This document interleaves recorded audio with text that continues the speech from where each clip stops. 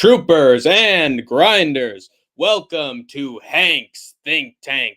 I won't tell you where I am, but let me tell you, I'm somewhere. I'm going through your computer screen. I'm here, I'm there, I'm everywhere. Hank the Tank is unreliable, but also undeniable. I am covering the best and the worst, but mostly the worst in MMA news. I've traveled the seven seas. I've gone around the world in a hot air balloon, and I have discovered what has been on the MMA community's minds these last couple of days. And I will use my wisdom, my experience, and my brain trauma that I had accumulated in the war zone in order to answer all your hottest questions, troopers and grinders. But I've been monitoring the MMA scene myself, and I've discovered quite the few tall tales, and let me share a few of those with you. Hey, Sean, good to see you, buddy. Vulcan, baby, Vulcan. Skating Hank. It's just me, Hank the Tank. I got Idaho Skatesman in my basement right now. I think I can hear him. Shut up, Skatesman! Shut up! Sorry, I've disposed of Skatesman a little bit, so he'll be experiencing the worst effects. But for now, you're stuck with me, Hank the Tank. Oh, it's only you. What's up, bro? Yeah, that's right. It's me, Hank the Tank. Wanted to go on vacation with you, but well, I'm sorry, Sean. We'll have our getaway to Rio in a few months, my darling. As soon as we get up the money, sweetie. But first we got the news about we got Kobe. Hey, Kobe Wiggle, fantastic to see you. Fruit salad, yummy, yummy, Kobe. But anyway. Can I be mod? I will eventually, after the stream is over. That's a promise that I'm going to keep, Kobe Wiggle. We got our first bit of MMA news. Oh, who we got here? You're a funny entertainer, bro. Ever thought of becoming a comedian? I've thought of it. I've had opportunities for it. I've had shout outs from people. But this is my comedy, man. Being a sports analyst as well as a comedian. I think this was my dream job. I didn't know it at the time, but I think this was my lane in life to show my comedic potential. I could try one of these days, but I'm more interested in the film industry as well as history. I don't want to go to Rio. Fine. Well, what other places in Brazil do you want to go to? Isn't that a beautiful, clean country full of great fans who would never walk out of you in an arena at all? Brazil's the best, man. Why don't we go to that burnt down Amazon rainforest? I hear the weather's great. Favorite movie? 12 Angry Men, back from 1957, an old black and white picture, a thriller, a legal drama, if you will. And it's one of my favorite scripts and has one of my favorite casts ever put to film. Love watching that thing over and over again. Rather go to Chile. Yes, Chile is the ultimate based country. Great economy, great people. Will take care of you. Their president's fantastic, and it's a beautiful place to go to. I like your taste, Shawnee. I like your taste. But first, we got UFC 308. Let me break down this card. Dana announced it a few days ago, following Sandhagen versus Nurmagomedov. No, not the Khabib guy, not that inbred man. But UFC 308 stacked. We got Ilya Tupuria versus Max Holloway, the fight everybody wanted to see. However, everybody wanted to see it at the Sphere and not UFC 308. But there's an explanation for that, and I'll get to it soon enough. Then we got Robert the Reaper Whittaker versus Khamzat Chimaev. Jeez, can't these promoters ever just leave Robert Whittaker alone? I mean, come on, man. How many times does he have to prove to you that he's the third best middleweight in the world before you give him a title shot or a number one contenders fight? They're glazing Khamzat Chimaev big time. They want to give him his opportunity because he's from a region that would benefit the UAE as well as Saudi Arabia, where UFC has been doing a lot of their shows recently. It's Riyadh season, of course. Gotta love Riyadh season. Duck season, Riyadh season, fire. But yeah, of course they're going to give Chimaev another title shot after he continues to pull out of fights, is not dependable whatsoever, is literally getting KO'd by foodborne illnesses. And yeah, we just got to give Khamzat Chimaev a second chance, man. He's a victim of the world. He truly is our special little snowflake, and he's just gotta have Robert Whittaker. He's gotta. What is he gonna do? Fight someone near his ranking? No, we gotta give him a top 3 or top 2. Oh God, you don't understand what Chimaev's been through, you guys. But yeah, he's getting that fight because they're gonna be in Abu Dhabi. Makes all the sense in the world, doesn't it? Let's just have Riyadh season year round. Then we got Cyril Gahn versus Alexander Volkov, the based one, the getting his hair combed mid-fight Alexander Volkov against the cowardly frog, Cyril Gahn. Oh, brother, man.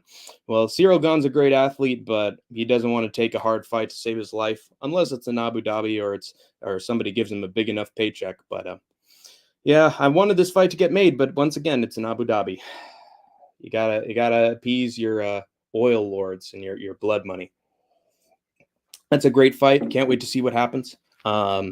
Is Shara gonna resign or resign? I don't know if Shara's gonna resign because as long as they keep having shows in the Middle East, he should have work. Um, he just fought recently, so I don't know why he'd quit after that. Maybe his contract's expiring, but he puts on decent enough fights. It's not going to be a Muhammad Makayev situation. Resign. I'm assuming so. He's probably getting paid pretty well, and once he enters the top 15, he'll be making some championship money. I think Khamzat wins. I personally don't, Volkan.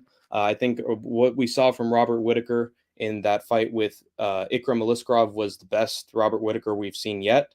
He was really fast. He was bouncy on his feet. He was coming in with a lot of power. And he had already trained for the takedown offense of Khamzat Chimaev. So, I mean, if anything, he's going to be training even more for the style of Khamzat, which I think has started to degrade a little bit. I think it's starting to break down over time. Wasn't able to get the submission on Usman, and once he wasn't able to get in the sub, he started gassing on the feet for round 2 and round 3, despite training for a fight. And I think if this goes 5 rounds and he's not able to tap Robert Whittaker within the first round, I think that Whittaker is probably going to piece him up. Maybe not get it finished, maybe not, but we saw some power in Whittaker's punches, so I'm going to still favor Whittaker in that one. True, but Khamzat got that wrestling. That's true, but if you have good takedown defense, that neutralizes the wrestling, and not every wrestler is going to win a world championship. Eventually, you're going to find a middleweight who has decent enough takedown defense. So, I don't think it's going to be a Corey Sandhagen, Umar Nurmagomedov kind of situation where, oh no, he just can't seem to get over that grip strength. We've seen fighters escape Khamzat's takedowns before, like Gilbert Burns. I think Khamzat wrestling is very good. Eileen Khamzat's up. That's fine, man. That's fine, but to me, it just seems like he's starting to get a little weak. He's getting a little up there in age. And I don't know. I just feel like if you've seen Robert Whittaker's fights before, he's been able to stuff the takedowns of good enough wrestlers. So I feel like it's going to be the same. Let's find out. Will you be watching the Jake Paul and Mike Tyson fight? I think I have to for content, right? I did it for Jake Paul versus Mike Perry. Now I'm doing it for Perry versus another Mike. I have to watch a brutal funeral unfold, but I am interested in the career of Jake Paul and just seeing how far he's going to go before someone shuts his lights out. So it's an ever evolving saga, and Jake Paul is one of the biggest names in boxing, whether you like it or not. I personally don't like it, but I got to watch it. Then we got Lerone Murphy versus Dan Ige, which is going to be a hell of a fight. It's sad to me that Dan Ige has not gotten a jump up the rankings after he came in on literally a couple hours notice against Diego Lopez and almost beat him like in that fight. Like that should be enough evidence for the matchmakers that this guy is deserving of a top 10 or even a top 5 opponent, but they will never give it to him. Instead, they'll continue to feed him guys who are just edging above the rankings or below the rankings for him to be the perpetual gatekeeper. And to me, I don't think that's fair. I feel like they should give Dan Ige a good shot. And even though he lost, it's not like he lost dominantly. I feel like he's proven that he's quite the contender and can only really be beaten by wrestlers. So, yeah, I'd give him a jump up the rankings. But if he gets a win over Lerone Murphy, I think he'd probably be undeniable after that. Oh yeah, what happened with the motorcycle gang? Let's get to that story. Why don't we? Bald McGregor. You guys remember Bald McGregor, right? The guy who fought Dustin Poirier and got his ankle snapped from below him and basically tripped over onto the canvas. That McGregor, who was the worst McGregor and lost to Dustin Poirier twice. Seems that the Bald McGregor man is back. His head is completely shaved. He's part of a motorcycle gang, true detective style. He's an undercover agent. He's got to make that money to pay off his legal case for speeding. And so he's at the motorcycle gang. He's an inside agent. He's double agent. He's trying to find a good scoop on a drug deal or something. And he's attending the parties of a bunch of motorcycle people. Uh-oh. I feel like if they ever book Conor versus Chandler, it's going to be McGregor getting knocked out by Michael Chandler all over again. He's entering his bad phase once again. And what I saw from the video clip of McGregor with the motorcycle gang is one girl was trying to grind on Conor McGregor harder than D. Devlin does, if you can believe that or not. That's really saying something, given how just utterly attracted she is to Conor. Like they're a match made in hell, but a very good hell. I think that Chandler's going to finish him if he keeps up his antics, as he always does. I mean, sometimes you got Israel Adesanya, who's just drinking and driving, and Derek Lewis, who's drinking and driving, and they still find a way to put in a good performance. But this is Conor we're talking about. So if he ain't training, he's probably going to die in that octagon. Um, got in trouble for speeding the week before, is dealing with legal issues again. We might as well put the McGregor versus Chandler hopes to rest, in my opinion, in terms of that fight happening. I don't think it's happening again. I think Isha was right. He was always right that Conor McGregor was never going to have a fight really booked. We are fully back to the punching old men, throwing dollies through the bus style Conor McGregor, which is the worst possible outcome for his career and the worst possible outcome for us, in my opinion. Tony is gone. Yeah, I'll get to that story in just a little bit. But Connor's just been in a terrible streak as of late of just bad decisions and drunk decisions as well. Firing Mike Perry.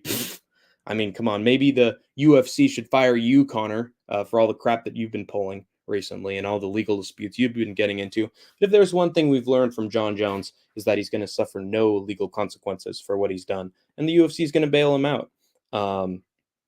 Isha was, again, as I said, was always right. This fight was never going to happen.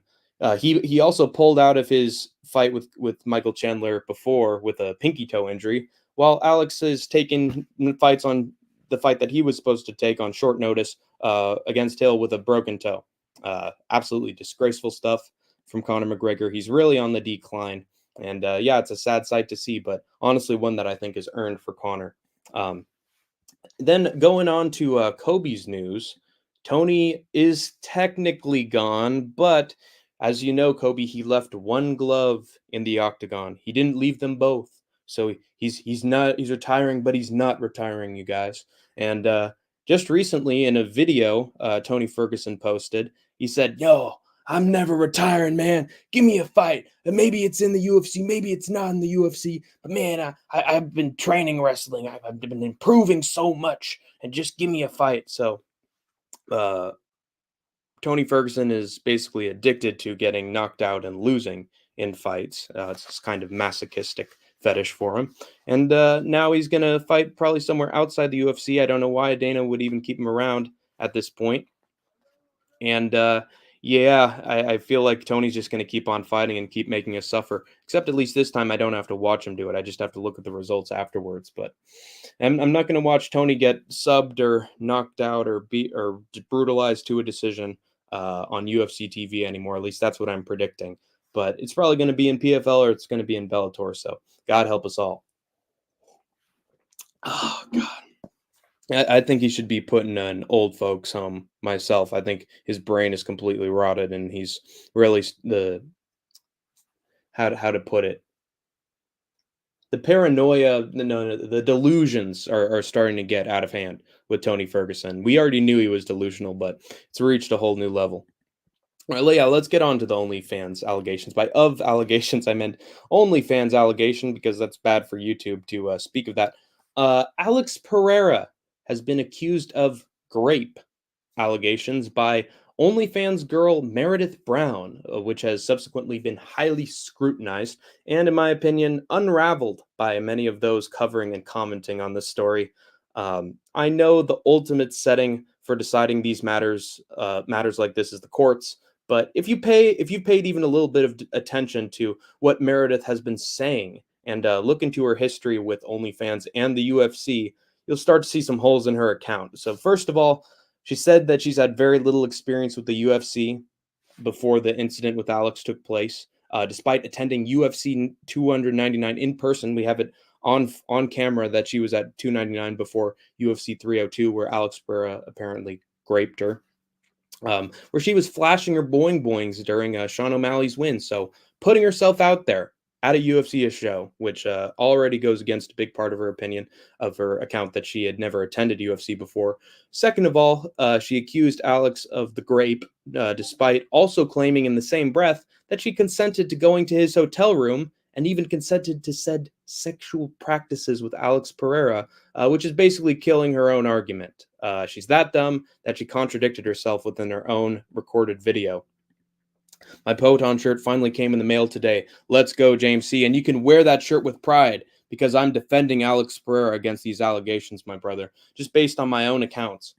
Hey, Big Red. Dylan, what's going on, buddy? Right now, I'm just discussing the Alex Pereira story and the allegations thrown against him by an OnlyFans girl, and basically dissecting her account just point by point and showing how, in my opinion, it's blatantly false. All social media accounts deleted. Liar detective, whore deflected. Yes, sir.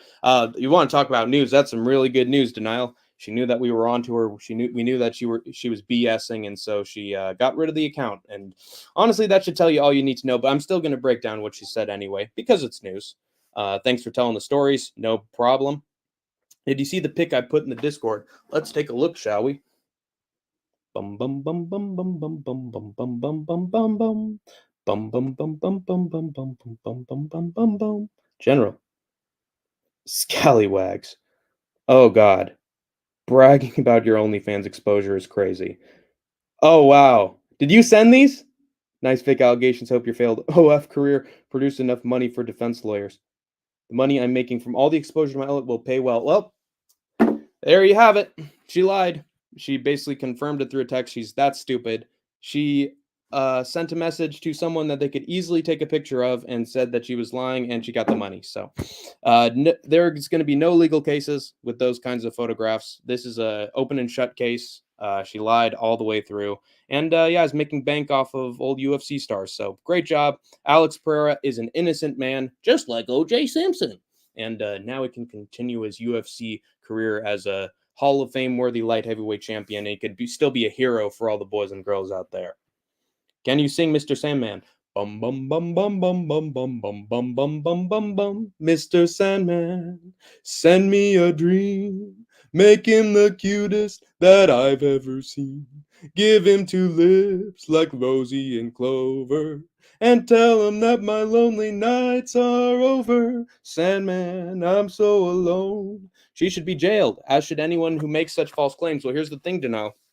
I saw a comment recently on a video that was discussing the allegations that said that someone who makes false accusations, probably for money or for revenge or some other reason that isn't beyond having justice before the law, should be sentenced to 1 to 3 years in prison. And I thought that was a very interesting argument. And honestly, I think it's sort of true because potentially with a false allegation that's been proven false, and I know that people make allegations that could be wrong in hindsight or they legitimately thought that something happened. But if there is proof that you faked them, yeah, you should probably get 1 to 3 years in prison for trying to ruin the life of an innocent person. That is a crime in my opinion. Yep, I'm showing these live to Bad MMA Math on his channel. Thank you very much, No Chill. Along with something else that's absolutely insane. Yeah, she seems like an absolutely insane person in general. So I'm honestly not surprised that that's the adjective you had for it. Yes, sir. Justice served. Though the only justice in this nation is through the actual smaller courts, state courts, district courts. It's not those big people upstairs.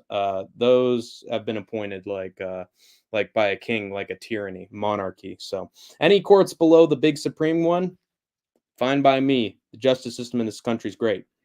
The fact you knew those lyrics was impressive. Yeah. Well, I've sang them to myself in the shower, I will admit. I also sang them to my grandma because she loves that song. So, yeah, I'm a big fan of that one. Hank, the only one on earth who knows the full Sandman verse that deep into it. Yes, sir.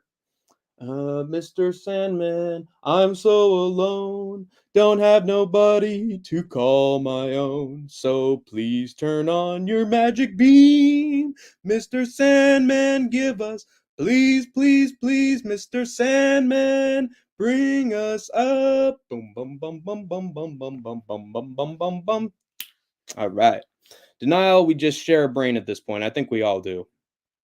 Some sort of punishment when we are playing with people's live freedoms and careers. Exactly. There are things that you can do that can absolutely ruin someone's life, financially bankrupt them, put them in jail for no good reason. Otherwise, just corruption and greed, which is something that this country shouldn't stand for. And it's defamation as well. It should fall under defamation. Sing the full Sandman. So I'll do it at the end. I'll do it at the end. Brain power. Shared.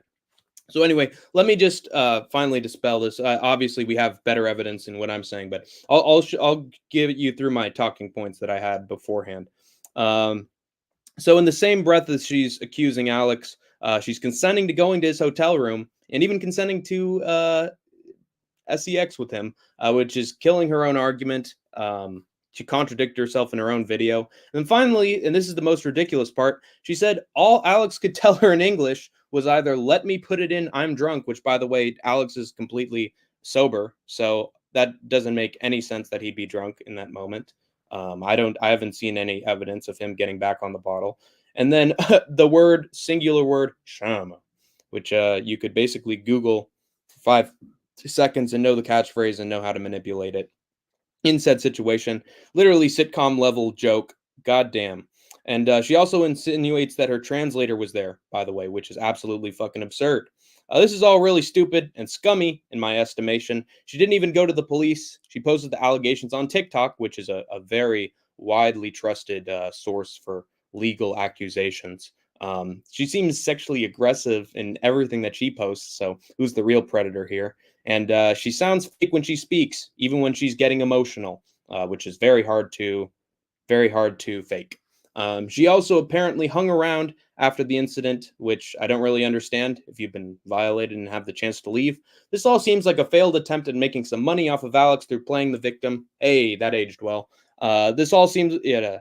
And whether it's through a photo op or a one night stand, she lied about him. She's lying. She's lying.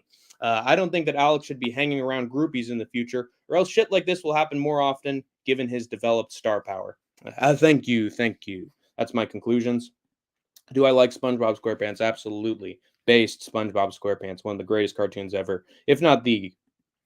Hank, I want to tell you what I found so bad, but I don't want it to be a spoiler. Well, you can give me subtle hints at it. We can play charades. Can you read it on Discord, but keep it a secret? Sure. Oh, this is going to be a gold reaction right here. Send me the deets, brother. Jesus Christ Almighty. All right, well, we'll get back to you soon after No Chill sends me his evidence. Shama putting it in there, I believe, but not the way she's saying. Yeah, she's pretending like he was an evil Bill Cosby. Fave number. As in song or my general number? Well, given that it works for the situation, I'd say 69. Nice. Thank you, Kobe. Trying to pull a Trevor Bauer. Let me look that up. I've heard that name before.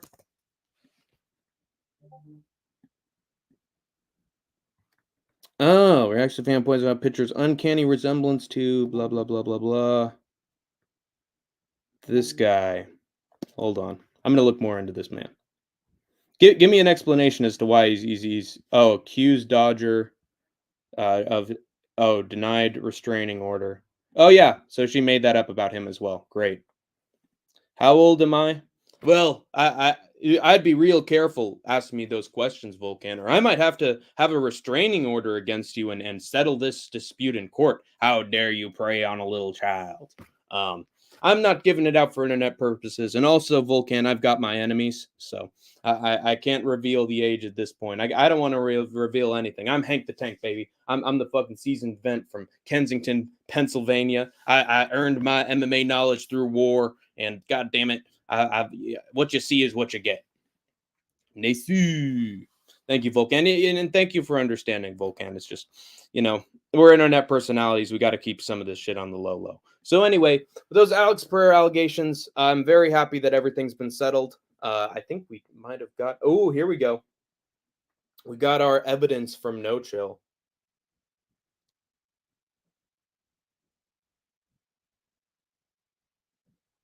Yeah, I knew about this. Yeah. No chill sending me this evidence, and dude, no chill. I already had it on lock, brother. She says she isn't easy or an H or WHORE, but she made an OnlyFans video titled "Flashing My Ti Tatas Titty Cacas" if Sean O'Malley wins, and she did to the whole crowd. Okay, here we go. More stuff, more delicious details from No Chill. Hank, you have. Oh yeah, that's well, yeah. But don't look at the old ones. Don't look at the old ones. We all have short term memory loss from the fighting, right? Um, she also said she didn't follow the UFC, as I said, but was at a UFC event without Alex. So contradiction, exactly. I said all that stuff, no chill. So yeah, you gotta turn back the tape because I was already destroying the allegations far before you, young man. What am I thinking right now? I'm thinking that woman should be sued herself for defamation, and she should be in a fucking jail cell for trying to pull a Cardi B and trying to rob someone blind after basically preying on them. So I'd say that she is a scary sight. I mean, maybe not on the eyes, but in terms of her soul. And she's going after rich men and trying to take their money through just asking for photo ops, which is sort of scummy in my opinion. And she seems like a very strange person in general. Even just starting an OnlyFans is sort of a test. I know I'm not going to go too into that, but if you're doing the kinds of posting the kind of photos that she is and really putting herself out for no good reason, um, I feel like there's something a little deranged about her personally. And the fact that she's trying to ruin other people's lives in order to bring spread publicity, I guess it worked. But I think this is bad publicity instead of good publicity. And if we had a truly just legal system, we would punish her for her transgressions. Hank's actually 60 and has a rare pituitary issue. Well, here's the thing, Denial. I'm actually Benjamin Button from that 2008 movie, and I was like, "Well, I'm 5, but I look a lot older." And now that I'm 70 years old, right about to pass away from a stroke or a heart attack, I'm all of a sudden so young and so handsome and kind and energetic and full of life. And oh, the irony of that. Can you recreate the live stream thumbnail? Hey, mate! I'm at these motorcycle gangs. Ravi Glad, mate. Give me some of that beer. Whoa. Hey, D, get over here. Let me sniff on your gooch, you little fool of a thing. I told you I was undercover. I was here to get some of those motorcycle gangs drugs, don't you know? The FBI is looking for me, mate. Yeah, that's basically Conor McGregor's intentions going to that motorcycle rave party. All right. Anyway, that was all of No Chill's information. We then have an actual story of a crime being committed. Impression of that girl's poop shoot after a big meaty left hook. Ah! Thank you, doctor. I really needed a colonoscopy stat. Oh, Shama. Oh, it was a little rabbit punch, and down goes the OnlyFans girl. She's down for the count, and Mario Yamazaki is just letting Alex plow away. Plow, plow, plow. I'm not stopping the fight. All blood, Mario Yamazaki. I'm not done until she's dead. Oh, left hook, left hook, left hook. Oh my god, it's come out through her mouth. My god, Mario, stop the fight. Okay, moving on. I'm unhinged right now. Sorry, guys. Ramon Tavares. This is a real crime that was committed live on camera, not in living color, but in living black and white. There was a camera from UFC bantamweight fighter Ramon Tavares's door, his front door, that showed him leaving the house and getting attacked by what I'm assuming to be local gang members in Florida, United States, who opened fire on Ramon. Luckily enough for all of us, he was not killed because he's a great fighter and he seems like a very kind and decent person as well. So he didn't deserve what happened to him. He hid behind a car, which was just incredible timing, almost divine timing. He was right behind a car when they opened fire on him. And he got behind the car, it shielded him from the bullets of these gang members, and then he fired back. It was smart of him to be packing just in case someone tried something like that, and he fired on them and they drove away.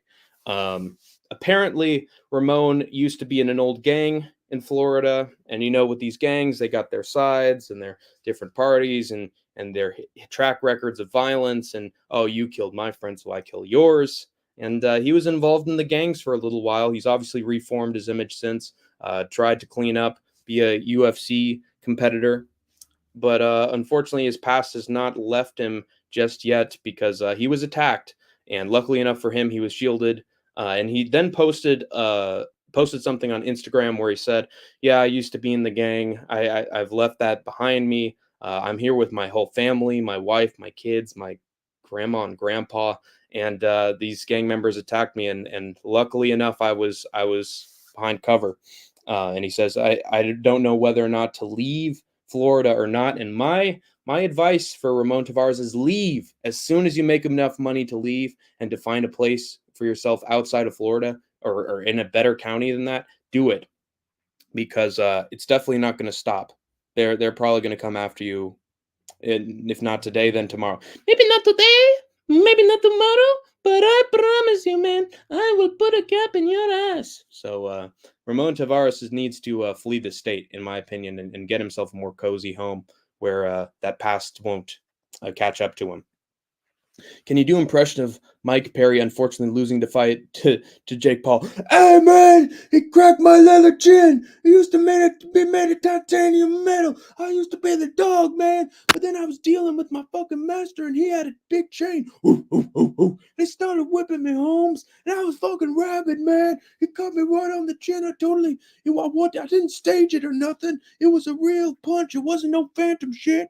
I'm the best in BKFC. If he wants to come down to bare knuckle, I'll fucking bang, man. I'm the toughest to ever do this shit. Man, goodbye, Perry. What? African king, man.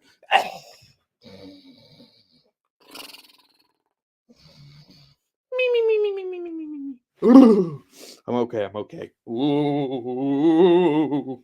And the referee calls it off. Hey, that's bullshit, man. I'm from the place of Coconut Creek, California. I'm from Africa. Man, we don't. It's had to be rigged, yo. Not today, not tomorrow, not forever, man. Yeah, poor guy. And then that brings me to my next bit of MMA news. A judge deciding the case between Dana White and the UFC, as well as fighters Mark Hunt. And let me look this up just to make sure I have the details correct. There was a case between the UFC and independent contractors. That's the name they have for the fighters. UFC lawsuit.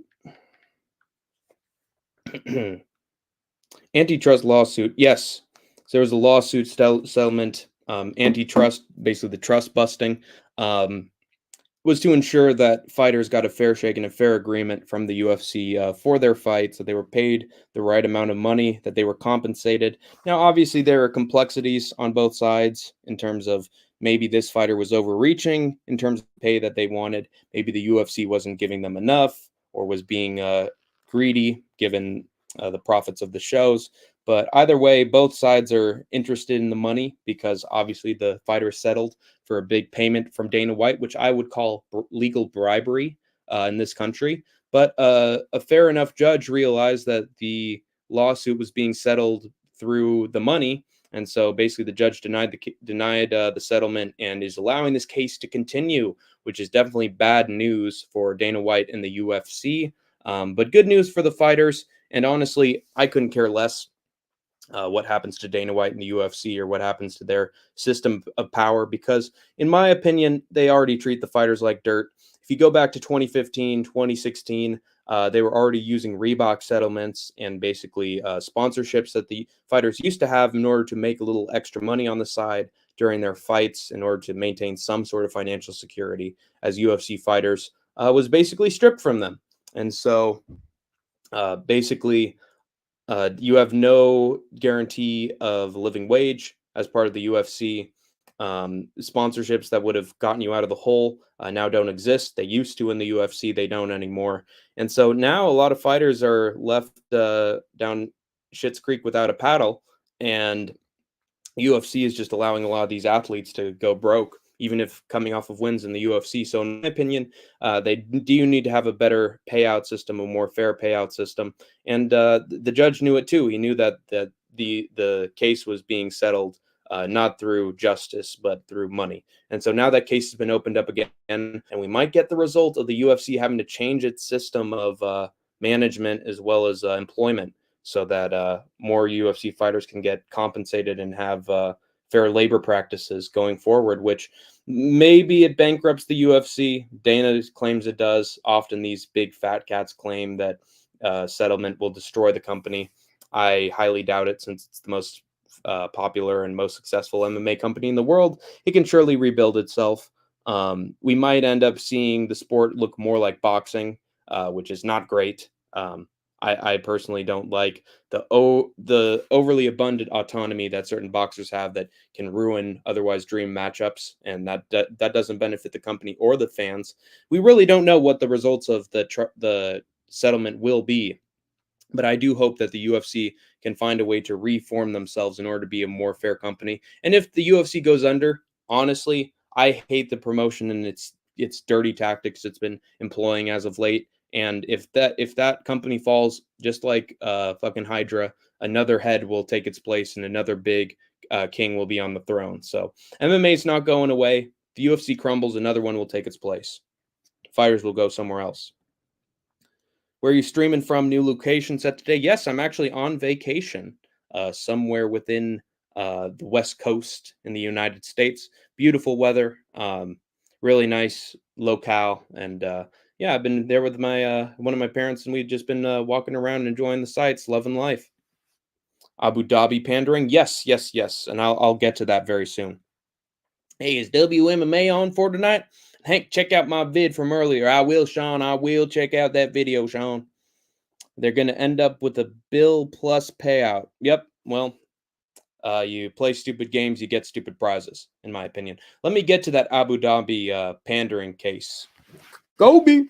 So I've been running down the UFC 308 card. It's been stacked. But unfortunately, Kobe Wiggle, once again, they are selling out to the UAE. And once again, they are selling out to Abu Dhabi in order to appease the oil dictators who basically give American sports organizations a ton of money, as long as all of their sports organizations and all of their competitions are sponsored by the Saudi government. So they can basically wash themselves of the human rights atrocities they've committed through spreading out their influence into perfectly good sports organizations in order to wipe up their reputation from when they offed a journalist, offed a reporter.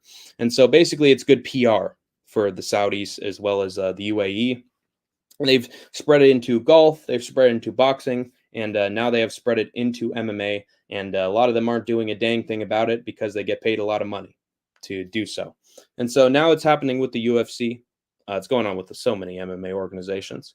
And yeah, now Dana, as if two shows in the Middle East wasn't enough, now we get a third, UFC 308, pandering to Abu Dhabi, the UAE, and Turkey Al Sheikh, giving him the best in MMA that would otherwise be reserved to shows in America, shows in France, shows in Brazil, shows in Eastern Europe, shows in Japan, shows in Southeastern and Eastern Asia.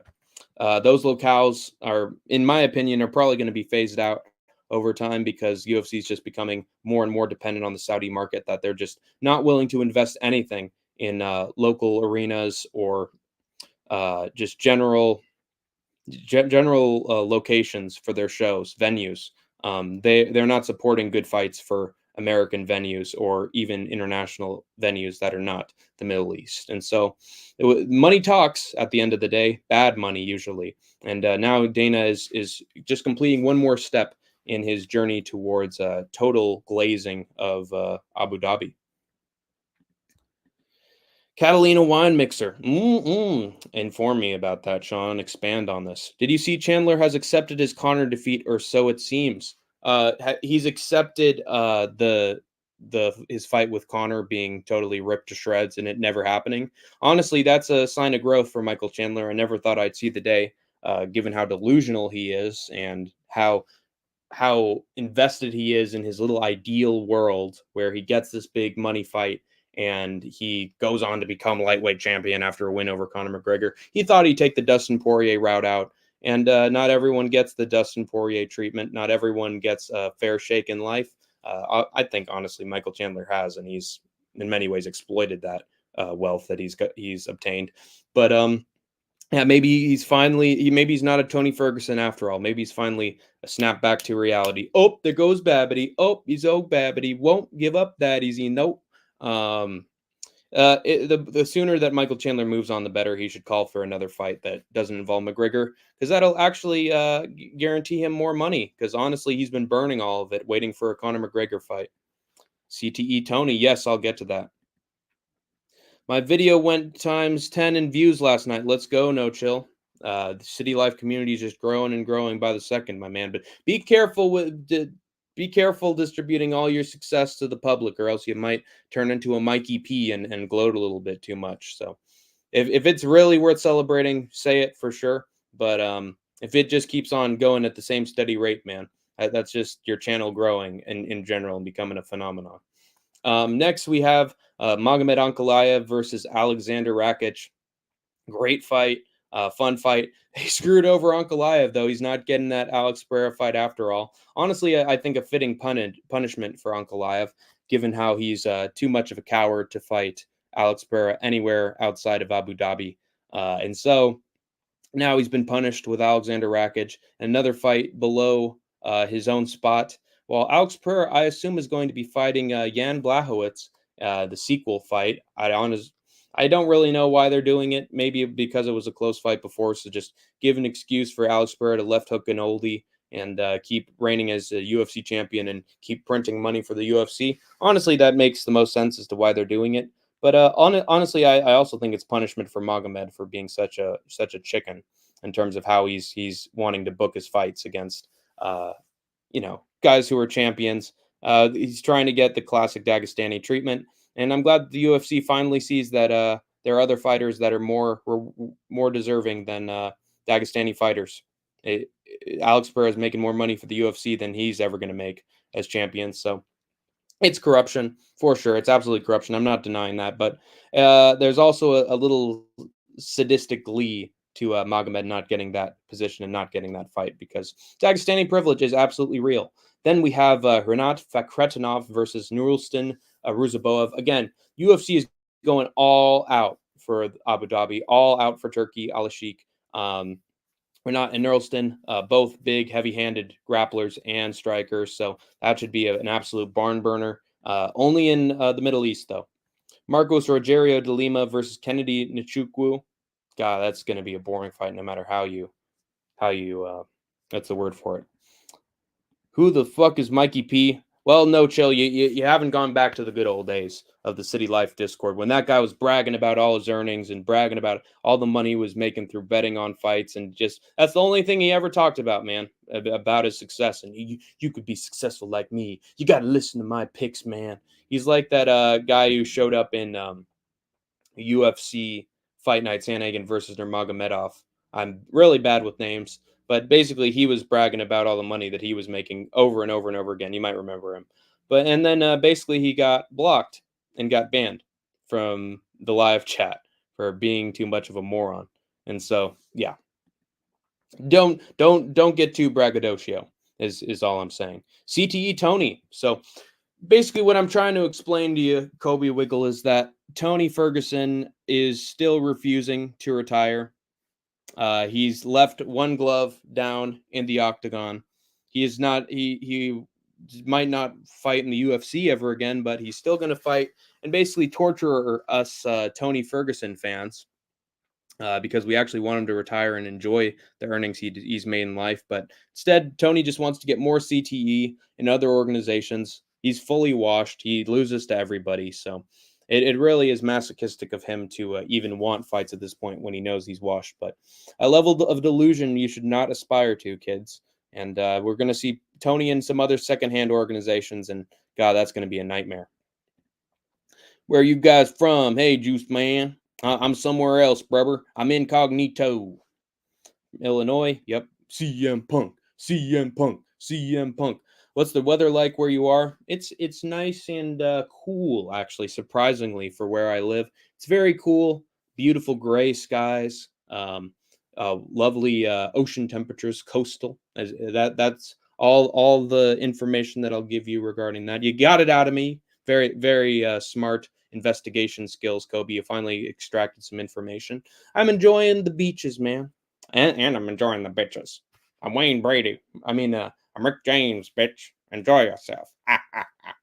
But yeah, I'm loving the coast. Here it's 68 and gloomy, but feels great. Yeah, exactly.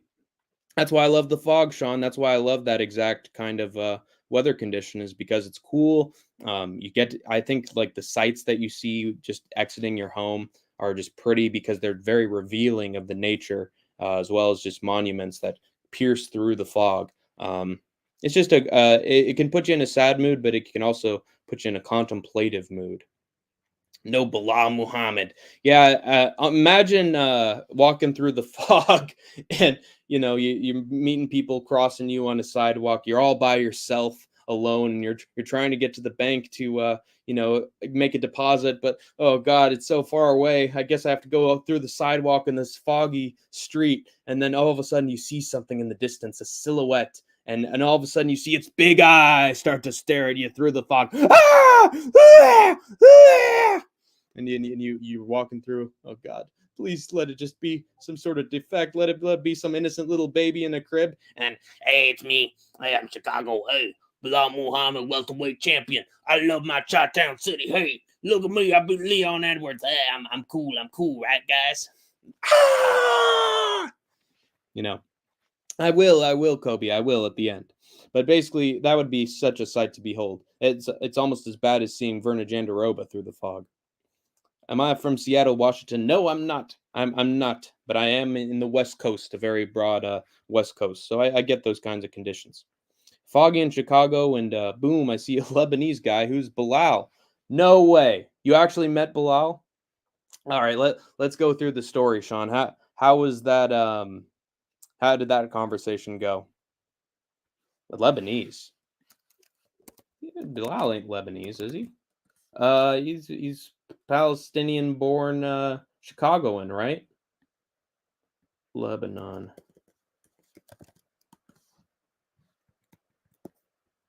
Urges Iran. Oh boy. Republic, West Asia. Yeah, it's close, but that's Mediterranean, Phoenicia, Beirut. Oh yeah, I guess so. Yeah. But that's another word for Palestine. Do jump scare. Dun dun dun dun dun dun dun dun dun dun dun. There you go. No, not for real, man. It's be my scenario if I was in Chicago. He looks that way. Yeah, well, he does look that way. But he's born in Chicago all his life. Go Cubs, go Cubs, go. Anyway, finally we got Geoff Neal versus Rafael dos Anjos. And this is an interesting matchup. I've had a controversy spread online about the fight. Geoff Neal, he looked bad against Ian Gary. That could be due to just a bad game plan, but it might also be that he's getting a little up there in age, while Rafael dos Anjos is well past up there in age. Should honestly retire. He's had his legacy. What's he still doing there? Maybe it's money troubles. I don't know.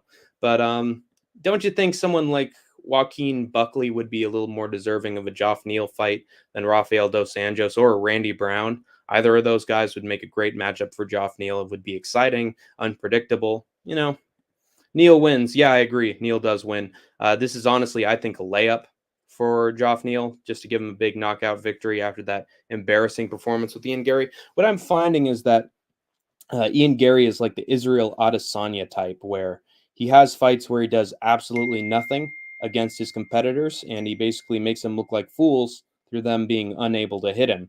But the way that he wins is so dirty and just so nothing in terms of performance, and boring and uneventful, that you just hate both guys afterwards. So honestly, Ian Gary, despite any potential name value he might have, is honestly just sort of a tumor for the sport, in my opinion. He really does ruin a lot of great matchups and and destroy name value in guys. Do impression of Willy Wonka. Come with me, and you'll be in a world of pure imagination. Just a look, and you'll be in with pure imagination. Every soul that I know don't compare to pure imagination. The snozberries taste like snozberries. And then, you don't understand. You lose. Good day, sir.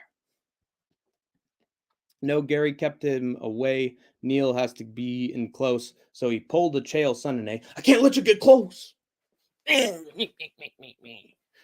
Buckley may be fighting against Brandy Brown. Yeah, it might be a decent fight. He is ranked. It makes sense. But yeah, I don't know. They're two young guys. I think Neil should fight someone who's an emerging contender. I've seen Charlie and the Chocolate Factory musical. I watched Willy Wonka and the Chocolate Factory. That was the original that I saw.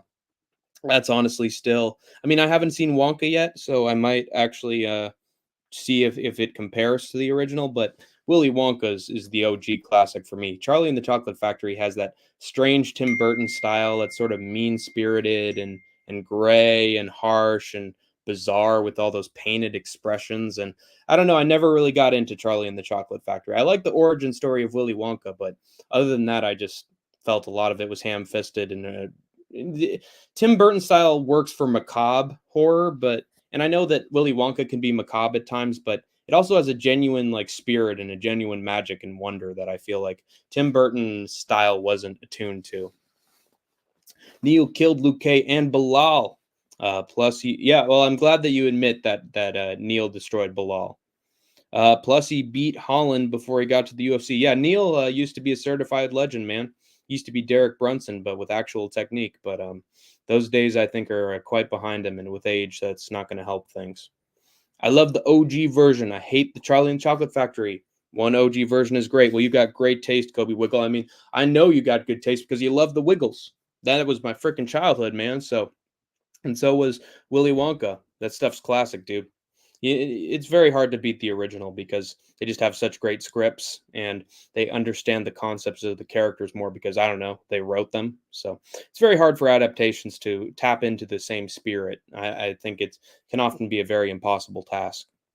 But what I'm trying to say with how stacked this card for UFC 308 is that I don't think it's earned for Abu Dhabi. I really think that some of those fights they have on the card should be reserved for other ones that have dedicated fans who aren't made up of oil riggers as well as tyrants and princes who basically shut down any attempt at liberty and democracy. I don't care if they have money. I really don't care if they have money because I'm sure there are other venues with way better morals, way better laws, way better ethics that also have money for you.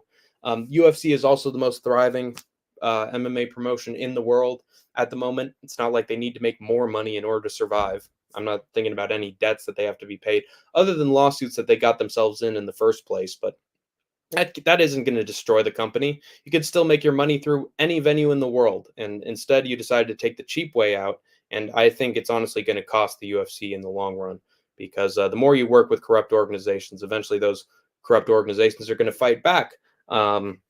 We had that with the WWE, which went to Saudi Arabia, and they basically kept the wrestlers and Vince hostage for a little while, following a strange remark. And they basically held them in a dining room and refused to let them go for like a couple hours. So they could have gotten offed. And it just proved to me that the authorities' morals and their approaches to other people has not changed whatsoever. So it's a bad crowd to promote to, in my opinion. I love the Saudi people. I love the UAE people as fans. They can be really cool and provide a lot of energy. But in terms of the people who actually book the venues, I think a lot of them are pretty soulless. So I don't think that's a decent investment long term. It's better to trust in reliable venues and in kind-hearted ones that can reward you over time. Did you grow up watching the Wiggles? Yes, I did. I did. They had a very aesthetic style and very like pop oriented like clothing, and so it's hard not to notice them when they were on TV at the time. And they had some funny skits. I think they won a Peabody Award at some point. I might be wrong about that, but basically their music was so good and their production value was so good that I think they won a Peabody, but I'm not sure.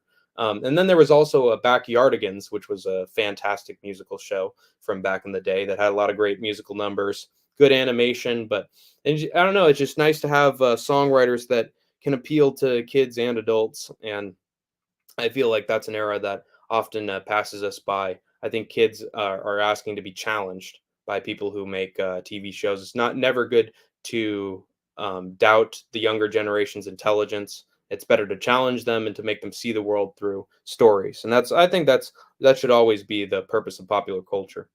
Did you ever watch Care Bears? No, thank God, I never watched Care Bears. Wasn't there some? Who was the bad guy in that show? Because I know there was there was an evil old man that tried to attack the Smurfs, that tried to steal the Smurfs away. But then there was some other. What were the bad guys in Care Bears? I mean, how could there even be bad guys in such a cutesy rainbow world? I'm gonna look that up. Thank you very much for suggesting that. You're unlocking a new hole in my memory. There's already too many to count. I'm like Swiss cheese. Oh yeah. This is why I thought he looked like the guy from the Smurfs, is because he's got his exact same eyebrow. He's unibrow, like mine, like my unibrow right here. But he has like robed. They don't show his face, but I guess my new conspiracy theory is that he looks like the guy from the Smurfs. VeggieTales, yes, I did watch VeggieTales on occasion on cassette. One thing I found really strange about the VeggieTales is that they appeal to a particularly like Protestant or Christian audience with a lot of their stories that are bit straight from the Bible, and they had morals, of course, but those came from Jesus Christ's teachings and the Bible as well. And so it's just strange. Like on one hand, I do agree with some of the messages they promote, but on the other hand, those are specifically tied to one book that comes from one religion. Like imagine a kid from like Islam or from Judaism having to listen to those morals and knowing that they only come from the Bible. Like feel if you wanted a Christian message to be heard, you'd pull a Mr. Rogers and you wouldn't even mention religion, but you'd teach the principles that the show is promoting from the Bible or from another source of religion, and not say anything, and not say that it's being promoted specifically from a religious faith or from a document. Like it's better to just take the lessons that you've learned from religion and apply it without having to force someone to accept those are from a specific religion, but rather just teach ambiguously, in my opinion. That's why I love Mr. Rogers, is he never really said that much about religion, but he taught its principles very well. Classic VeggieTales, yeah. And then, oh God, I there was one specific cutscene from a VeggieTales movie that I sort of remember. Oh, and I remember when we worked for the Egyptians. What a great place the desert plateau was. Always working hard, bathing in the river Niles, and they throw us off of bridges, and it was so great. And we learn hard labor and have good spankings, and the punishment, it was truly rewarding. Man, those were the days. And then one P, and I don't mean that word, P with an A, who's listening to all this gobbledygook from this old man, was like, "We were in slavery." He says at one point. That was always funny. Do you like the Smurfs? And what's my favorite Smurf? I've always liked the Papa. Because he always took care of the Smurfs, and he always the one who found a way to outsmart the villain. And what was his name? It always starts with an S, because they all had a freaking S's in their name. Smurfs villain.